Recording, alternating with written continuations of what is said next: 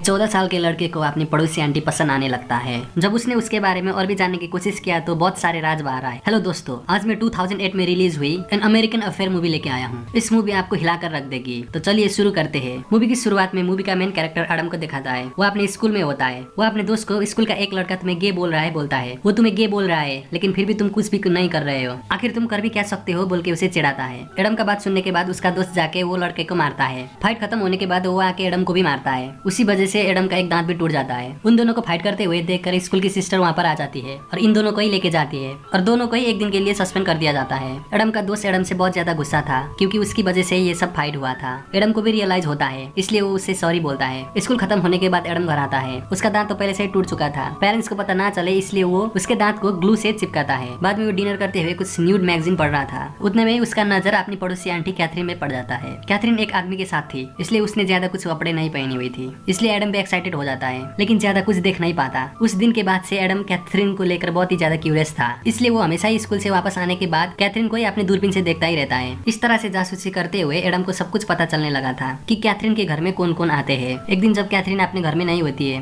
तब एडम उसका घर में जाता है और मेल बॉक्स से उसका मेल चुरा के लेके आता है। वो मेल प्रेसिडेंट का था। एडम मेल पढ़ के बाहर आ रहा होता है, तभी वहाँ पर कैथरीन आ जाती है। कैथरीन को एडम को देख के शक लगता है, इसलिए वो उसे तुम यहाँ क्या कर रहे हो बोल के पूछती है। तभी एडम बोलता है कि मुझे काम चाहिए, मैं यूरोप ट्रिप पे जाना चाहता हूँ, इसलिए आपके पास कोई काम है तो मैं सब कुछ कर सकता हूँ। एडम का बात सुनने के बाद कैथरीन उसे घर में इनवाइट करती है और पूछती है कि तुम क्या काम कर सकते हो। एडम उसे बताता है कि मैं कुछ भी काम कर सकता हूँ, घर का काम, गार्डन का काम, कुछ भी। कैथरीन भी एडम को काम देने के लिए मान जाती है और उसे गार्डन के काम करने के लिए बोलती है। कैथरीन के घर में कैथरीन और प्रेसिडेंट का एक तस्वीर था। एडम उसे देखने लगता है। तब कैथरीन उसे बोलती है कि प्रेसिडेंट मेरा दोस्त है। उस वक्त प्रेसिडेंट का फ्रेंड होना एक बहुत ही बड़ा बात था। जब एडम की माँ एक बार प्रेसिडेंट से मिली थी वो दंग रह गई थी। एडम हमेशा ही रात को कैथरीन को खिड़कियों से देखता ही रहता है और उसका फोटो भी खींचता है। अगले दिन स्कूल में एडम की फ्रेंड फेथ उससे बात करती है। वो उसे लाइक करती थी, इसलिए आज शाम उसने उसको अपने घर पे बुला लिया।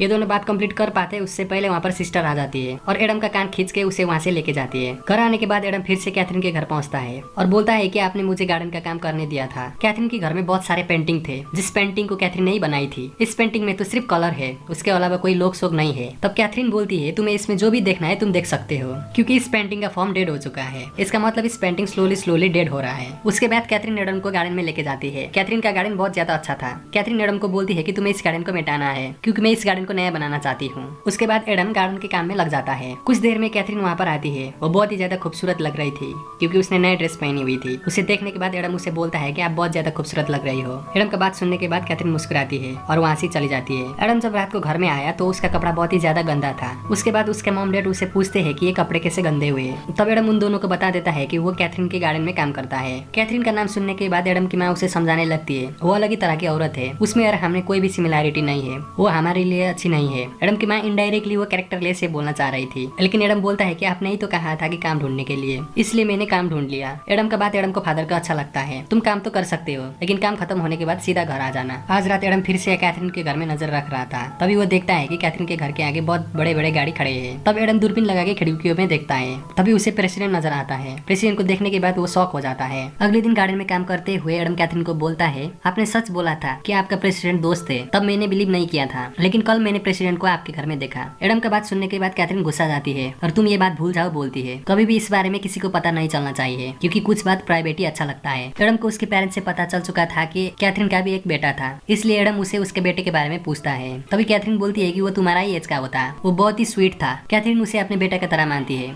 लेकिन एडम को वो बात पसंद नहीं है। इन दोनों के बाद से हमें पता चलता है कि कैथरीन और उसके हस्बैंड में फाइट है। एक दिन कैथरीन घर से बाहर जा रही थी, तभी एडम भी उसका फॉलो करता है। कैथरीन जाके लुसियन से मिलती है। लुसियन एक एजेंसी के लिए काम करता है। इनकी एजेंसी बड़े बड़े लोगों के लिए लड़कियां सप्लाई करने का काम करता था। लुसियन कैथरीन को प्रेसिडेंट के लिए कुछ बात बताने के लिए बोल रहा था। वो एक पॉलिटिकल बात को लेके प्रेसिडेंट को कुछ समझाना चाह रहा था, लेकिन कैथरीन को उससे उस तरीके से बात नहीं होती। कैथरीन उससे बात नहीं कर पा रही है। तब कैथरीन उसे बोलती है उस रात जब मैं प्रेसिडेंट से मिली थी वही मेरा लास्ट टाइम था। दूसरी तरफ स्कूल में फेथ ने एडम को अपने घर में रात में बुलाया था। एडम भी रात में फेथ के घर में जाता है और इन दोनों किस करने लग गए। किस करते हुए एडम का दांत निकल जाता है, जिस दांत को उसने ग्लू से चिपकाया हुआ था। ये बात फेथ को बहुत ही ज्यादा गंदा लगा, इसलिए फेथ उसे बोलती है तुम ये दांत ठीक करवा दो, उसके बाद हम फिर से मिलेंगे।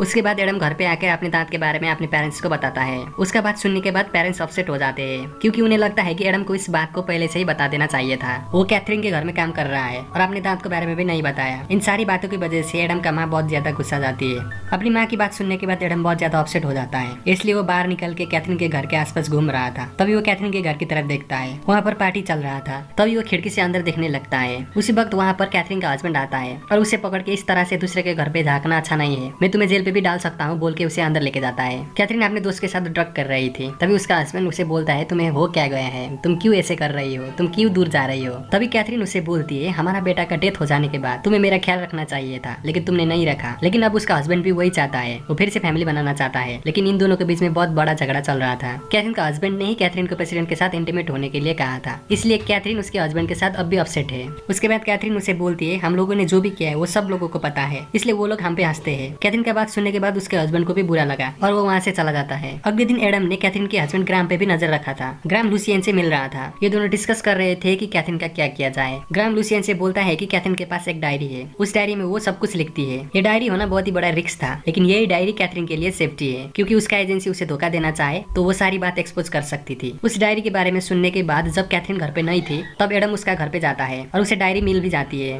लेकिन उसी वक्त कैथरीन भी वहाँ पर किसी और के साथ पहुंच जाती है। उन दोनों को आता हुआ देखकर एडम वहीं पर छुप जाता है। वो दोनों आके वहीं पर इंटीमेट होने लगते हैं। एडम भी उन दोनों को इंटीमेट होता हुआ देख रहा था। उस आदमी का जाने के बाद कैथरीन बोलती है, मुझे पता है कि तुम यहीं पर हो, अब बाहर निकल जाओ, मैंने तुम्हारा बैग पहले ही देख लिया था। एडम बाहर निकल के सॉरी बोलता है। तब कैथरीन बोलती है, तुम बस क्यूरियस थे, और उसे बच्चे समझकर माफ कर देती है और बोलती है कि फिर से ऐसा नहीं होना चाहिए। आज रात एडम और उसके फ्रेंड का पार्टी थी। पार्टी में ये लोग गेम खेलते हैं जहाँ पर एडम और फेथ को क्लोजेट में जाना पड़ता है। तभी एडम फेथ से बोलता है कि मैंने अपना टूथ ठीक करवा लिया है। इसके बाद वो किस करने लगता है। एडम ने कैथरीन को जिस तरह से इंटीमेट होता हुआ देखा था उसी तरह से वो फेथ के साथ इंटीमेट होना चाहता था, इसलिए वो बहुत ज्यादा एग्रेसिव हो जाता है। लेकिन फेथ अनकंफर्टेबल हो जाती है, इसलिए वो गुस्सा होकर वहाँ से निकल जाती है। पार्टी खत्म होने के बाद जब एडम घर आया तब कैथरीन के घर से बहुत बड़ा म्यूजिक आ रहा था, इसलिए एडम कैथरीन के घर पहुंच जाता है। वो देखता है कि कैथरीन बाहर ही बारिश में भीग रही थी। एडम को देखने के बाद ये दोनों घर पे आते हैं। कैथरीन ड्रिंक ले रही थी, इसलिए वो एडम को भी ऑफर करती है। उसके बाद वो एडम के साथ पेंटिंग करने लग गई। उसी मौके में एडम उसे किस करने की ट्राई करता है, लेकिन कैथरीन उसे रोक देती है। उसके बाद ये दोनों पेंट से ही खेलने लगते हैं। कल सुबह जब एडम का पेरेंट्स एडम को जगाने के लिए उसके कमरे में गए तब एडम का कपड़ा पूरी तरह से कलर से भरा हुआ था। एडम को देखने के बाद उसकी माँ बहुत ज्यादा गुस्सा हो जाती है और उन्हें ये भी पता चलता है कि एडम कल रात उसी के साथ था। उसके बाद एडम की माँ एडम की बाप को कैथरीन को जाके एडम के साथ कोई भी संबंध न रखने के लिए बोलने के लिए बोलती है। उसके बाद एडम का डैड कैथरीन के घर पे पहुंच जाता है। वहाँ पर लूसियन भी आया हुआ था। लूसियन को एडम की फादर के बारे में सारी बात पता था, यहाँ तक कि उसका ट्रांसफर होने वाला है ये बात भी उसे पता था। लूसियन के बात सुनने के बाद एडम का डैड थोड़ा सा डर जाते हैं और कैथरीन से बोलते हैं कि एडम को कोई भी काम नहीं देना। कैथरीन भी उसका बात मान जाती है। उसके बाद एडम का फादर घर पे आते हैं और उसे बोलते हैं कि आज के बाद तुम कैथरीन के घर नहीं जाओगे, तुम सिर्फ स्कूल जाओगे और उसके बाद घर आओगे, उसके अलावा कहीं पे भी नहीं। दूसरी तरफ लूसियन कैथरीन को समझाने की कोशिश कर रहा था। वो बोल रहा था कि तुम प्रेसिडेंट को किसी भी तरह से समझाओ। वो बोल रहा था कुछ ना कुछ तो बदलना ही चाहिए, नहीं तो प्रेसिडेंट को ही बदलना पड़ेगा। कैथरीन समझ गई कि कुछ ना कुछ तो गड़बड़ होने वाला है, इसलिए वो प्रेसिडेंट को कॉल करके वार्न करने की कोशिश कर रही थी, लेकिन प्रेसिडेंट उसे पूरी तरह से इग्नोर कर रहे थे। उसके बाद वो प्रेसिडेंट से मिलने व्हाइट हाउस भी जाती है, लेकिन वो प्रेसिडेंट तक पहुंच नहीं पाती। उसका अगले दिन ही उसे पता चलता है कि प्रेसिडेंट का मौत हो चुका है। उस बात से कैथरीन बहुत ही ज्यादा अपसेट थी, वो रो रही थी। उसी वक्त एडम उसके पास आता है और उसे सहारा देता है। तभी कैथरीन बोलती है, इसमें मेरी कोई भी गलती नहीं है, मैंने उसे वार्न करने की कोशिश की थी। इसी मौका का फायदा उठाकर एडम उसके साथ इंटीमेट होना चाहता था, लेकिन कैथरीन गुस्सा हो जाती है और उसे घर से निकाल देती है। अगले दिन कैथरीन को पता चला कि उसका नोटबुक गायब है। वो नोटबुक उसके लिए बहुत ही ज्यादा इंपॉर्टेंट था, इसलिए वो एडम के घर आती है, लेकिन एडम की माँ उसे एडम से मिलने नहीं देती है। तब कैथरीन उसे बोलती है कि एडम के पास मेरा एक चीज है, प्लीज उसे वापस करने के लिए बोलिए। उसके बाद कैथरीन घर आती है। वहाँ पर उसका हस्बैंड ग्राम भी आया हुआ था। वो उसे बोलता है कि प्लीज तुम वो नोटबुक वापस कर दो, इसे तुम सेफ रहोगी। ग्राम का बात सुनने के बाद कैथरीन उसे बोलती है कि तुम पहले क्या थे, अब क्या बन चुके हो। तब ग्राम उसे बोलता है कि प्रेसिडेंट का मौत तो होना ही था, क्योंकि वो किसी का भी बात नहीं सुनता था, इसमें तुम्हारा कोई भी गलती नहीं है। उसके बाद ग्राम उसे सॉरी बोलता है और बोलता है कि जब हमारा बेटा का मौत हुआ तब से मैं मानता था कि हमारा बेटा का मौत होना में तुम्हारा बड़ा हाथ है, लेकिन वो एक एक्सीडेंट था। अब मुझे ये रियलाइज हुआ, इसलिए मैं अब चाहता हूँ कि हम दोनों फिर से फैमिली बनाए और एक साथ रहे। मैं तुम्हें यहाँ से बहुत दूर लेके जाऊंगा। ग्राम का बात सुनने के बाद कैथरीन भी मान जाती है। अगले दिन कैथरीन लूसियन से मिलने जाती है और उसे बोलती है कि मैं वो नोटबुक तुम्हें नहीं देने वाली हूँ, क्योंकि वो नोटबुक मेरे लिए एक सेफ्टी है। किसने मुझे हार्म करने की कोशिश की तो मैं एक्सपोज कर सकती हूँ। लूसियन उसे बोलता है कि मैं वो नोटबुक ढूंढ लूंगा, क्योंकि मुझे पता है कि वो नोटबुक तुमने कहाँ रखी है, क्योंकि लूसियन को पता था कि डायरी एडम के पास है। लूसियन का बात सुनने के बाद कैथरीन डर जाती है और वो एडम को मिलने जाती है। एडम को मिलके वो बोलती है कि प्लीज तुम वो डायरी मुझे वापस कर दो, क्योंकि अब मैं ये शहर छोड़ के जा रही हूँ। एडम उसे बोलता है कि तुम क्यों जा रही हो। तब कैथरीन उसे बोलती है कि मेरा लाइफ का प्रपोज ढूंढने के लिए। मेरा पेंटिंग, मेरा बेटा, जब तुम बड़े होते जाओगे तुम ये सब चीज मिस करोगे, इसलिए मुझे ये सब चीज ढूंढना है। ये बात एडम की लाइफ के लिए एक लेसन था। अगले दिन लुसियन स्कूल से जल्दी घर आता है और वो अपने कमरे में देखता है कि उसका कमरा बिखरा पड़ा है और वहाँ पर कैथरीन का डायरी भी नहीं था। उसे पता चल चुका था कि लुसियन ने उसका डायरी लेके गया है। उसके बाद वो भागते हुए कैथरीन के घर जाता है। वहाँ पर लुसियन होता है, वो डायरी को जला रहा था। लुसियन एडम से बोलता है कि कैथरीन थोड़ा सा डिस्टर्ब थी, उसने अपनी लाइफ अच्छी से जी ली, बट लास्टली वो थोड़ा सा कंफ्यूज हो गई थी, इसलिए तुमने जो कुछ भी पढ़ा और सुना वो सारी बात तुम भूल जाओ और इसके बारे में किसी को भी कुछ भी मत बताना। एडम पूछता है कि कैथरीन कहाँ है। लुसियन बताता है कि आज तुम मिलने वाले थे। उसके बाद एडम उसी जगह पर जाता है जहाँ पर वो मिलने वाला था, लेकिन वहाँ पर कैथरीन का लाश होता है। कैथरीन का लाश को देख के एडम को बहुत ही ज्यादा बुरा लगा, इसलिए वो वहीं पर रोने लगा। जब ग्रांट को कैथरीन के डेथ के बारे में पता चला उसे भी बहुत ही ज्यादा बुरा लगा, लेकिन वो लुसियन के खिलाफ कुछ भी नहीं कर सकता है क्योंकि लुसियन बहुत ही ज्यादा पावरफुल है। कैथरीन का मौत के बाद लुसियन बहुत ही ज्यादा अपसेट था, उसका कुछ भी चीज में ध्यान नहीं लगता था। वो स्कूल से घर आता है, तब उसे कैथरीन का एक कुरियर आता है, जो कुरियर कैथरीन ने मरने से पहले उसे भेजी थी। उस कुरियर में पेंटिंग का अलग अलग पार्ट था। उस सारी पेंटिंग को जोड़ने के बाद एडम का पिक्चर बन जाता है। उस पेंटिंग को देखने के बाद एडम भी पेंटिंग करना सीख जाएगा और वो अपनी लाइफ में आगे बढ़ेगा। इसी के साथ ही ये मूवी का अंत होता है।